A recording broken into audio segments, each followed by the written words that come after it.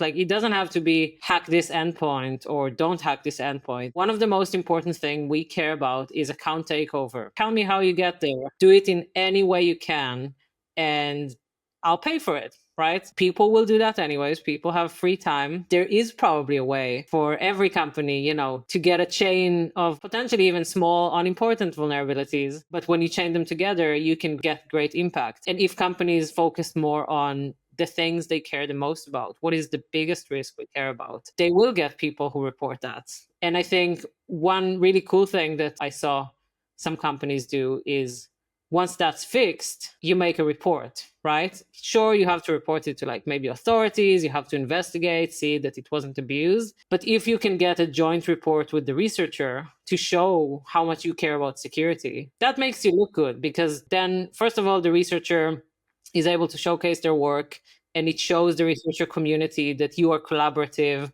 and receive responsible disclosure and fix stuff. And it also helps your users see that you care about security and take it seriously and fix things and actively look for things. It's basically a win-win for everyone. So I think that's something not a lot of companies do. They don't share their security reports after they're fixed, but sometimes, if you work a lot with legal, you can do that, and it has great value as well.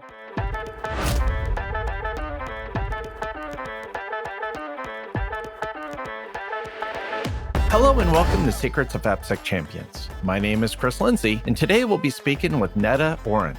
Today's conversation will be about bug bounties.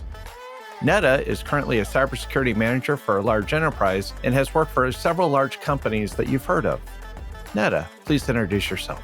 Cool, thank you. So my name is Netta Oren. I've been in the security world for around 11 years, which is basically my entire career. I've worked in various companies, product companies, security companies, and I kind of touched almost every subject there is. So I worked in malware analysis, I worked in threat intelligence, in security operations, in fraud investigations even, which might feel unrelated, but is very similar. And finally, bug bounty, which is actually what I'd like to talk about today, because even though I worked on all kinds of security issues and areas, the one thing that I really fell in love with was bug bounty. And yeah, that's pretty much it. It's a fun topic. Bug bounties, getting into it, getting involved, running a program for the bug bounty side, or being on the other side where you're actually being a participant in the bug bounties. It's so much fun. So Netta, where do we start with bug bounties? What's a good starting point for you?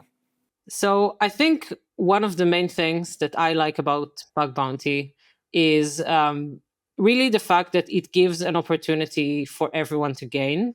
There's a big gain for security professionals, and I've seen bug bounty be used as a hiring pipeline for a lot of companies, as well as a way for people who want to get into security, learn more about the topic, practice their skills, and basically create a way to showcase their experience without actually having a job. I think one of the main conflicts that every junior security person knows is you need experience to get the job, and you need the job to get experience. And I think bug bounty is one of those things that a lot of people can utilize to actually get that experience where it's public and companies can see that, and use that basically to help them build their careers. No, that's a good point. There's a lot of great tools, a lot of community edition tools out there that really help you get started. I'll share some. I know OWASP has their Zap. You have Burp Suite, which has a community edition. And if you want to get fancy, pay the couple $100 to get the professional, because there are some really cool tools that are included with it for the penetration testing side. And bug bounties go beyond just the web, but those are two examples of tools that you could use. The other thing I love about bug bounties, and you nailed it right, is if you want to get involved and learn how to actually do security, how to secure your applications, penetration testing, bug bounties, that's a great path. Yeah, I agree. And I think also one of the big things is community. what I really liked about bug bounty when I started in this area is the fact that there is a huge community around it where people just help each other because everyone can learn from each other and be successful together. And you see it around a lot of events for bug bounty or community chats on different like social media. And even in other security events that are not related to bug bounty, you can always find the bug bounty people huddling together and sharing information, sharing tools, collaborating on finding vulnerabilities together, and sort of learning together, which is also great connections for the rest of your career. Right.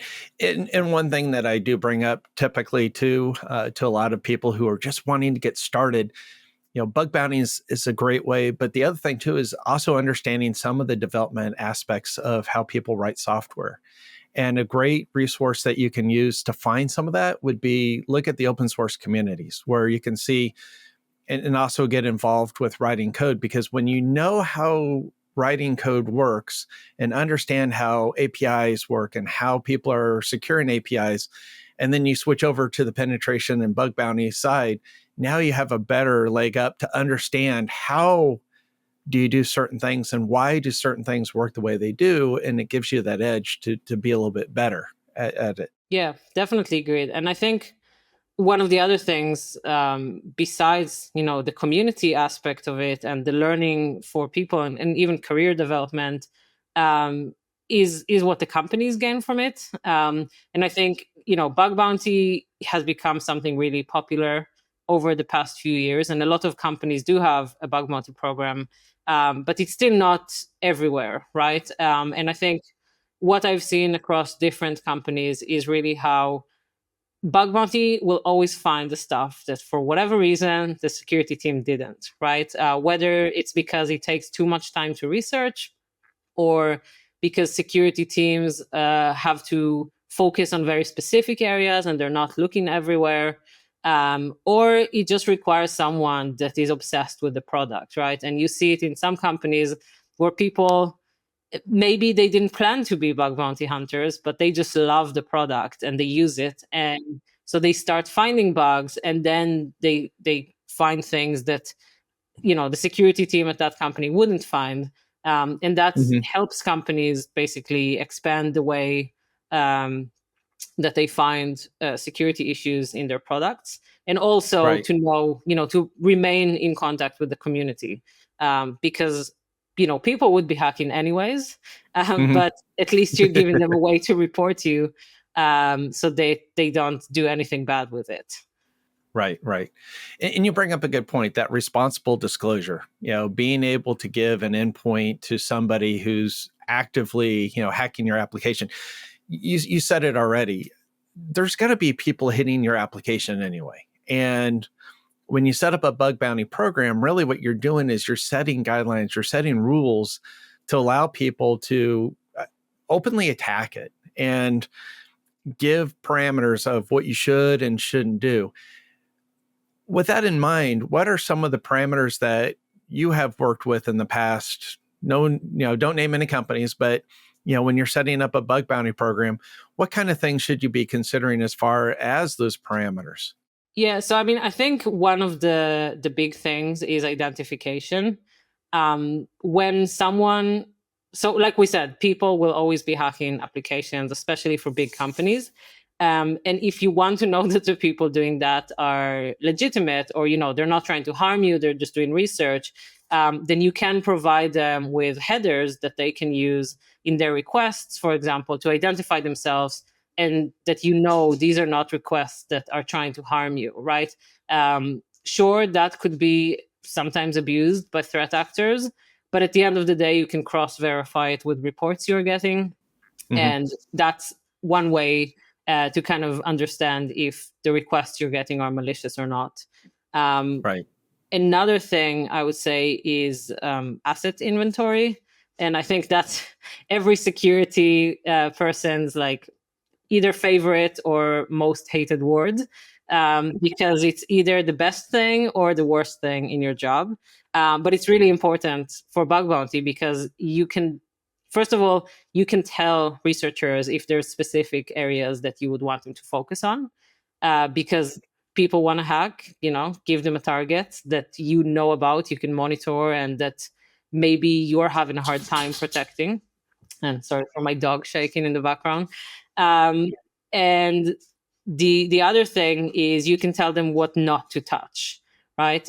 Researchers who are respectful and want to remain in your program will not touch what you tell them to not touch. So if you have endpoints that you're currently actively working on securing and making changes, and you know that people will find issues in that you are working on fixing, so there's no point in wasting their research time. There's no point in paying multiple bug reports for this. Then you can exclude certain endpoints from your scope and make sure that people focus their efforts on the things that you care about the most. Right. And you bring up a good point. You're giving the researchers, the people who are doing the testing, you're giving them kind of some guidelines and saying, look, we know that there's vulnerabilities in this area, or we know that we're still working in this area, but we're releasing. So these are kind of our known vulnerabilities or our known issues that we have that we're releasing with. And now what you're doing is you're really kind of setting yourself up for success, because by doing so, you're not going to have a whole slew of reports going, hey, this endpoint's bad. We found all this stuff. And you're like, yeah, we know because we're still working on it. You've now kind of, it's a two-way communication, because now you're sharing, hey, here's what we're working on. Here's where we are. So, exclude this area or do this area, but exclude these different types of things because we know that we're still working there. And then, you look at what's coming in from the bug bounty and such. What's a good way to gauge the quality of the inbound, the finding, from a bug bounty hunter? So honestly, it's a hard thing, right? Because I think especially big companies, they're going to get thousands of reports, if not more. And even small companies, it's enough that you have one enthusiastic researcher and they can be sending tens of reports. And sometimes that can make it hard to know, if it's valid, if it's relevant, and even just follow what it says. And I think when setting up a bug bounty program, one of the things that is really useful is if you kind of utilize different tooling to enable people to report in a format that you can parse either automatically, or at least you can sort of do automatic triage to look for keywords and things like that. And the companies that do it well, they have some sort of a form that is embedded that would have specific fields that they care about, and even like tagging or drop down options that people can choose from that enable you to actually do better automatic triage, so that you can later know if it's relevant, if it's a true positive, and also so that it's in some sort of repetitive format that you can use and triage automatically. So there's lots of different ways to compensate for doing bug bounties. Some are just, hey, we're going to have a leaderboard, and there's people that are driven to be number one or on the top 100 list or whatnot. And then there's some financial incentives too. What's a good way to really kind of stoke that interest into doing the bug bounty, or test against your application? Is there a lot of money on the line? Is it just, how do you figure out how much to give for different, findings? I mean, is it just kind of a one size fits all, or do you actually have some kind of thought process behind it that says, hey, these type of findings are worth X amount and these are worth, whatnot? Yeah, I think there's definitely a difference. It depends what type of bug you find. And I would say that, it depends on how hard the bug is to find, and also probably how common it is, and, whether it requires any specialized knowledge or you can just find it with tooling, whether it's something that maybe was already known and then fixed and then it was found again, or whether it's something in a third-party tool, in a first-party tool. So it really depends. I would say there are some industry standards, so to say. It's not like written down anywhere, obviously, because it's a pretty um, there's no board of bug bounties or anything like that, but there is an average where you can see most companies would pay for an easy to find bug, or something you can find with scanners, which usually starts with a couple hundreds of dollars. And I say dollars because, as a lot of the companies are based in the US, the price is usually in dollars, even though what I found is that most researchers aren't in the US, actually. um, and that is because you know you can find the easy to find bugs, right, and get paid Right. a couple of $100. And in the US, let's be honest, that doesn't really give you much, right? You can't do Right. much with a couple $100. But if you live in cheaper countries, you can do a lot with a couple $100. And that's why we often see researchers from different countries participate in American bug bounty programs. But yeah, the rewards can really range from a couple hundreds to thousands to tens of thousands, and I've seen hundreds of thousands for really high impact, hard to find bugs that um, you know someone spent probably 6 to 12 months finding with like deep knowledge of the product. Those are obviously pretty rare, but that's the holy grail that people want to achieve. And I think, of course, like you said, there are different ways to incentivize. Money is the best, but some companies, of course, are smaller, so they may look at things like swag, or vouchers to certain websites, or gift cards, or an invite to the office, or an invite to dinner, to a conference. There's all kinds of things that you can give. And I think a lot of bug bounty hunters, at the end of the day, they start because they can't not do it. They have Right. to hack. That's their passion. They enjoy it. Hmm. They would do it even if they weren't paid. And then they Right. start getting paid, and they realize that could be a good career. Well, and that's how a lot of pen testers really, kind of get that itch. They play with the tool and they're like, "This is great, but what can I go against?" And that's the beautiful thing about bug bounty programs, is it gives them some way to scratch that itch legally and not illegally. Now, some people will scratch that itch a little bit and then want to go do something else, and that then potentially crosses the line. And you've got to be careful if you're watching this and you're wanting to get into it, or you're doing it. Make sure that you're following the guidelines that are provided by the bug bounty programs. And if you don't know if they have a bug bounty program, reach out to them, because they'll let you know.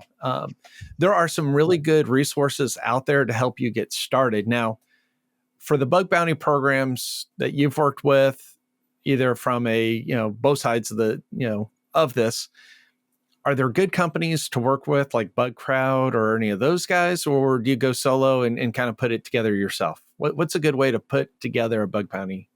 So I think for a lot of smaller companies, it's obviously easier to use a platform, right? And there's several platforms.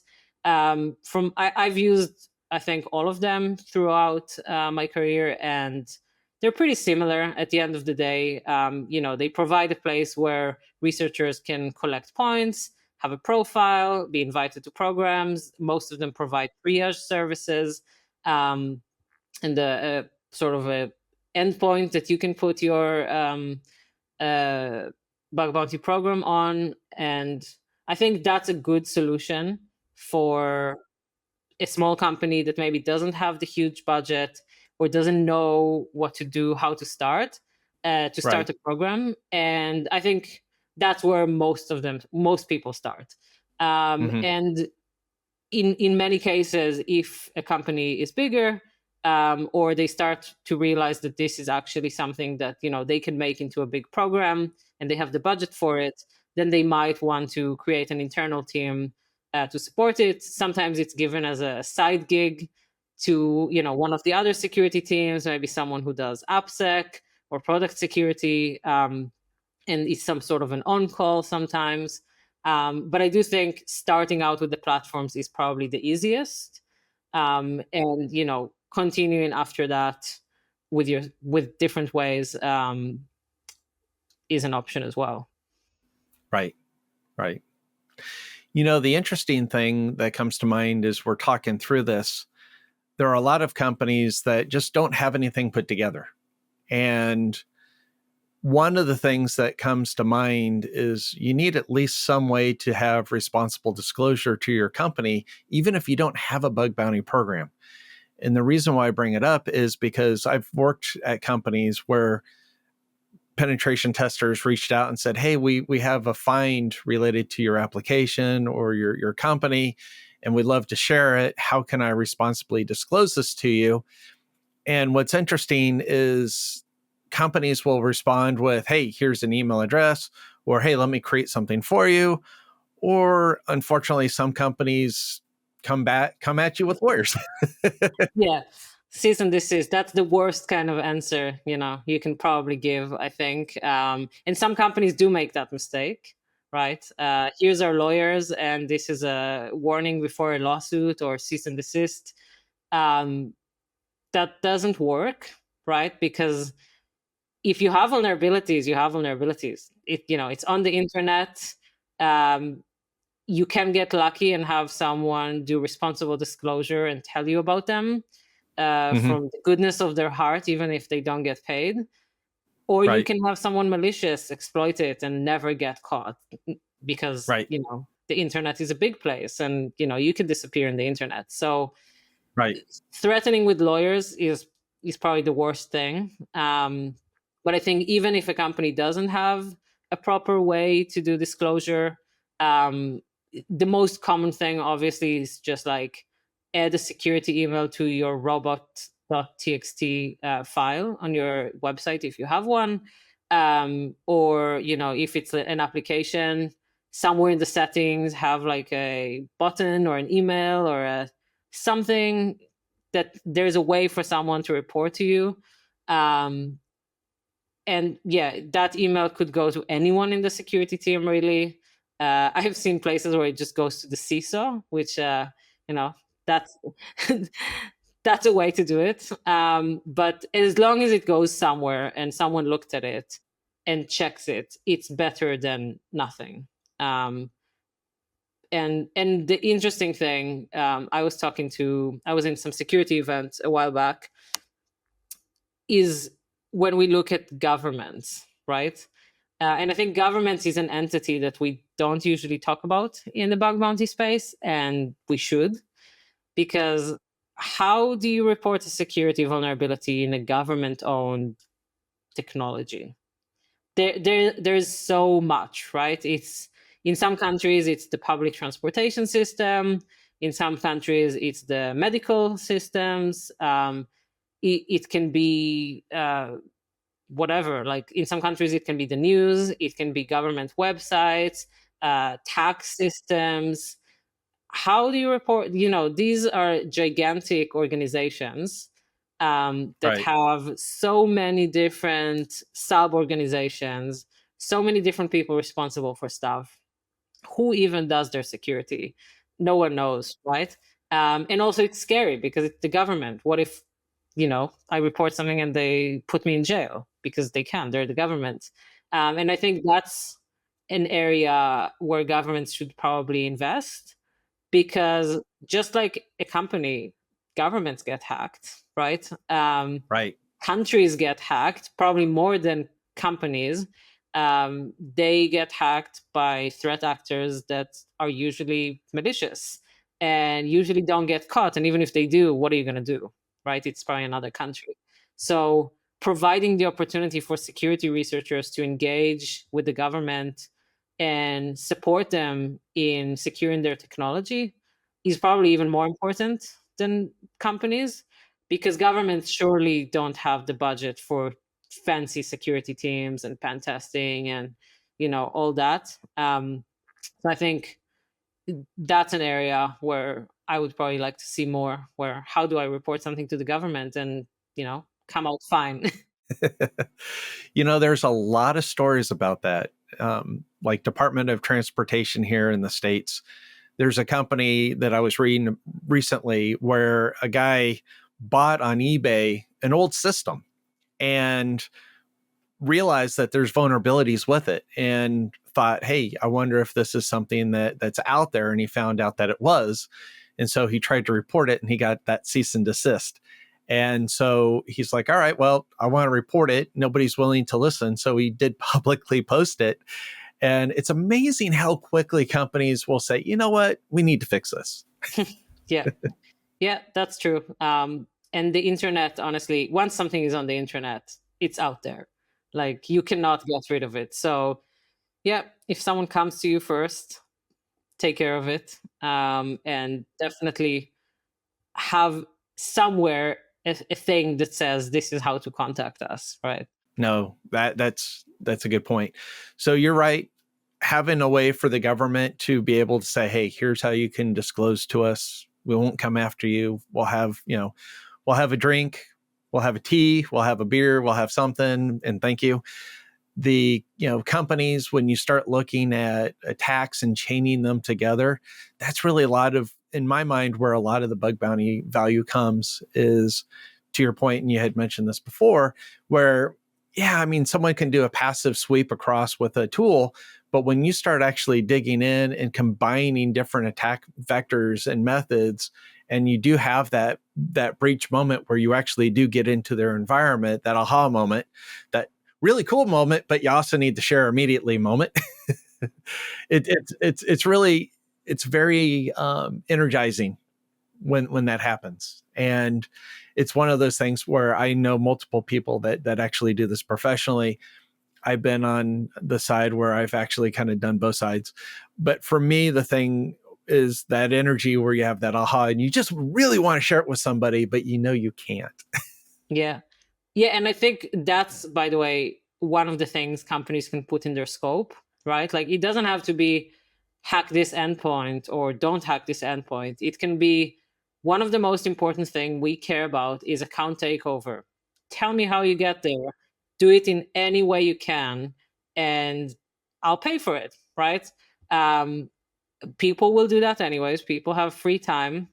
There is probably a way for every company, to get a chain of potentially even small, unimportant vulnerabilities. But when you chain them together, you can get great impact. And if companies focus more on the things they care the most about, what is the biggest risk we care about, they will get people who report that.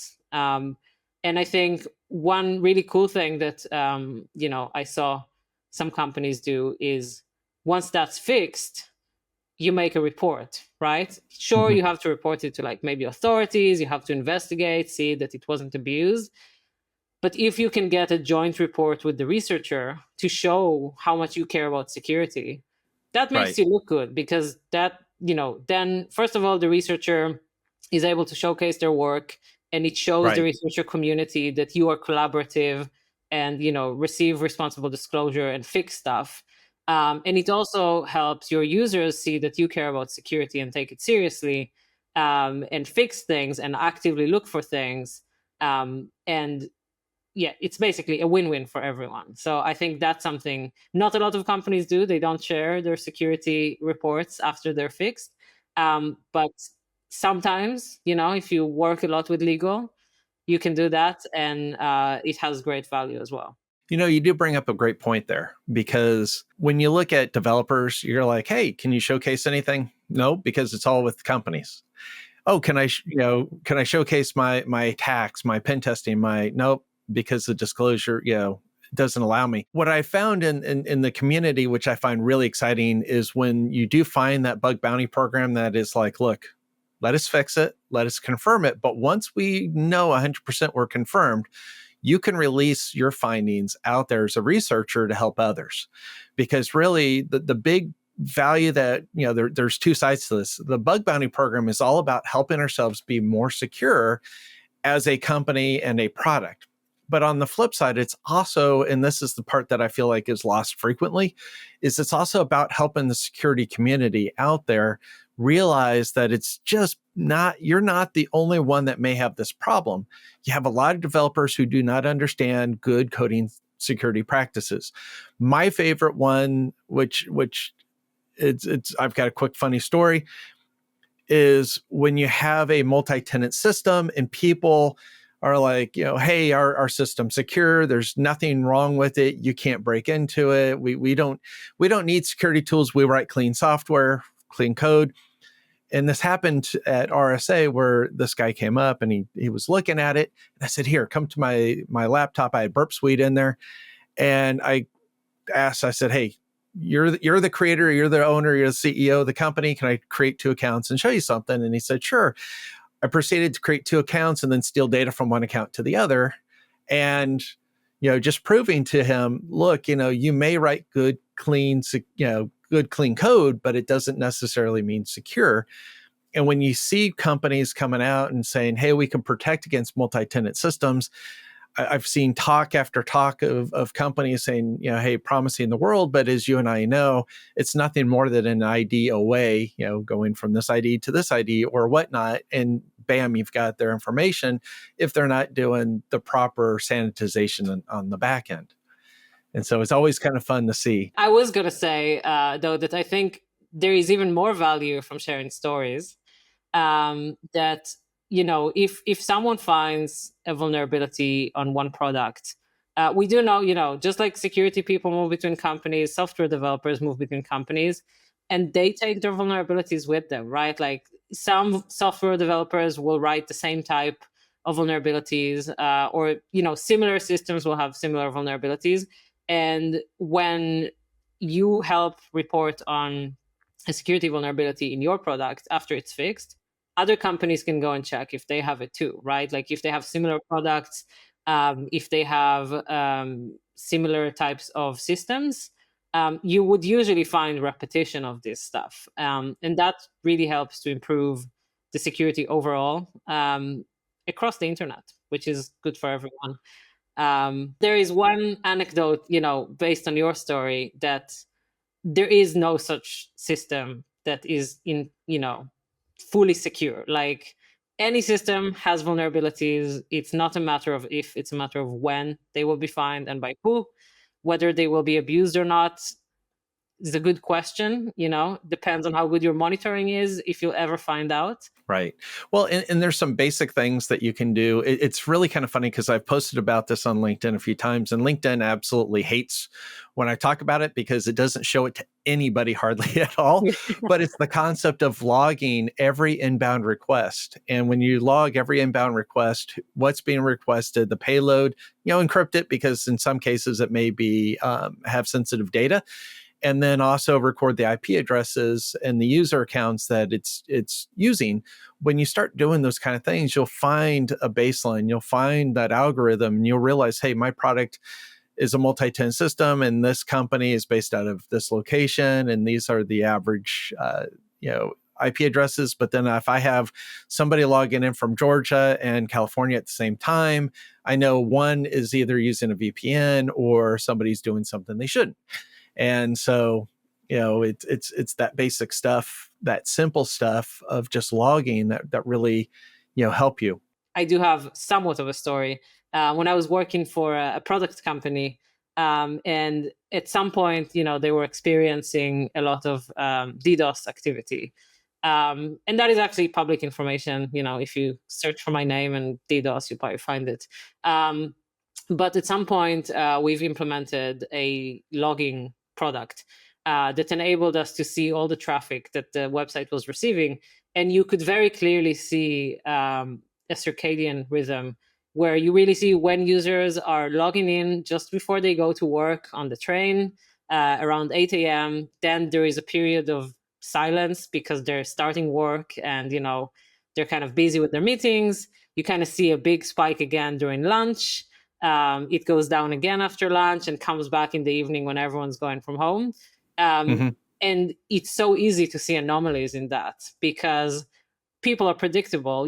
People do the same thing, basically, when companies have a certain customer base.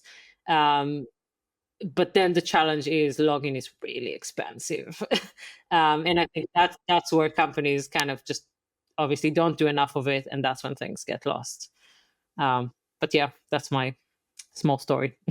No, that's a great point, because I have systems here at home that I run, and I'll get the occasional, hey, a weird login, or a login occurred at a not normal time, and it's, from one of my NASs. If I can't sleep, and I may come down and do something, and at night or whatever, and I get that alarm going, hey, this login has happened at a not normal time.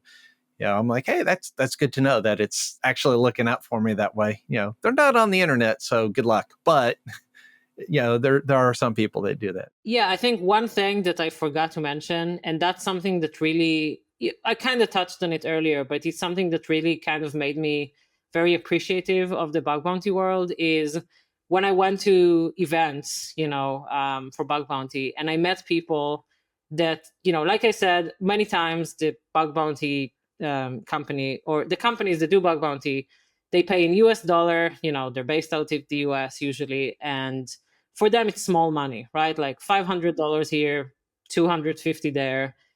It doesn't mean much for security people in the US, probably. It's money, right? I'm not saying it's not money, but compared to what a security job pays for. But then you meet people who come from other countries where this kind of money is life changing. If you get $500 a month, you can supply for your whole family. You can buy a house. You can buy food. You can send your kids to good schools. And I've met people that told me that this changed their life. This enabled them to get to do something that they're good at, that their country doesn't have jobs in. They can't leave their country. They can't earn this kind of money in other types of jobs in their country. And this just gives them an opportunity to support their family and make a better future for their family. So that was something that really made me appreciative of, how fortunate we are to be able to give that to people around the world, and not only grow the security community and improve, the security across the internet, but really change lives for people. And I think that's not maybe why companies do it, but it's a nice added feature. I always ask this of everybody that comes on: what's the best advice that has been shared with you?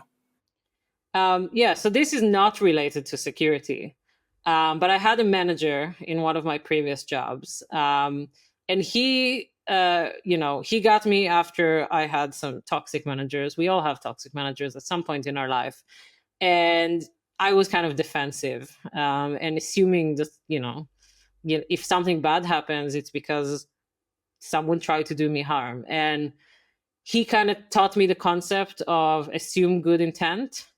And it's not really something that I thought about before, that or at least to me it didn't come naturally, that other people, honestly, they don't really have a reason to do you harm, especially at work, right? I think this is something I see with a lot of people, that they think, oh, this person did this to like steal work from me or to annoy me or whatever, they're just a bad person. We all come to work because we need to earn money, we like the subject, we need a job. Just assume good intent. Like, there's no reason someone would do something specifically to harm you, right? Like, if it had a negative outcome, it's probably by mistake. And if you talk it out, you can figure it out usually. No, that's good advice. On the other side, what is the worst advice that somebody has shared with you? Yeah, this one, this one is from my mom, who every time I switch jobs in my career, has basically told me, don't do it. Cybersecurity is not a real profession. Go get a real degree.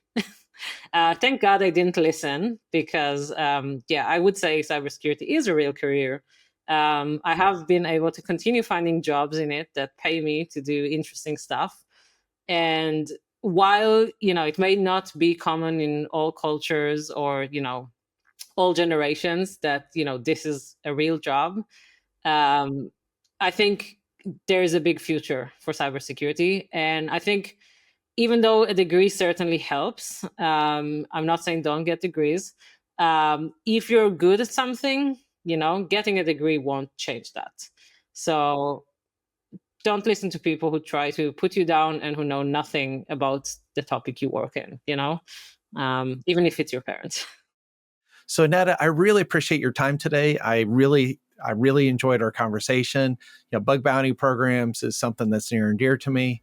And thank you again for coming today. Thank you very much for inviting. It was great chatting with you. Well, you have a good rest of the day. And for everybody listening, thank you. Thank you so much for joining us today on Secrets of AppSec Champions. If you found today's information valuable, hit that subscribe button on your Apple Podcast, your Spotify, or wherever you're listening to today's episode.